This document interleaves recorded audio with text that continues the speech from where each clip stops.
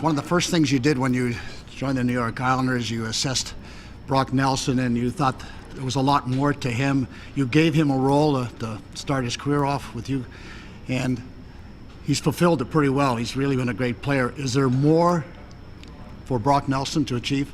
Well, I think as a player grows, I mean, he's just hitting the prime of his career. I think embracing the ability, I think he knows he can play against anybody in the world, really, and he's a good player. He trusts his instincts.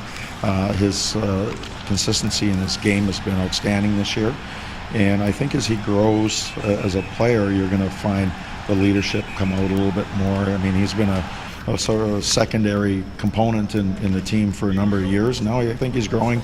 He's going to grow into one of the leaders of this team and go from there. So I think just like every young player, they have a different page that they go through, where they're a rookie, they're quiet, they don't have a big role. They get a little bit of more of a role, they get some more responsibility, and finally they get into that leadership role and know that the success of the team depends a lot on what they're able to do, and I think he's starting to grow into that. We know that Mark Barzal is an extremely elite hockey player, but you've wanted him to become the complete pro, to play that 200-foot game. Now I know you trust Casey Cizikas. Has Matt Barzal earned your trust? Absolutely. Matthew it's been a process with him. I think, he's for so long relied on instinct and the speed and the skill and all that. But now he's understanding the importance of detail, how it matters in the game. That little detail can be the difference between winning and losing. And you're seeing that in the playoffs. You're seeing sort of the emergence of Matthew in the playoffs, where the details, he talks about the details. I love when a young player is on the bench and they're talking about details or noticing things that maybe he didn't notice at the start of the year. So that you notice that there's growth, and he'll continue to grow as his career evolves.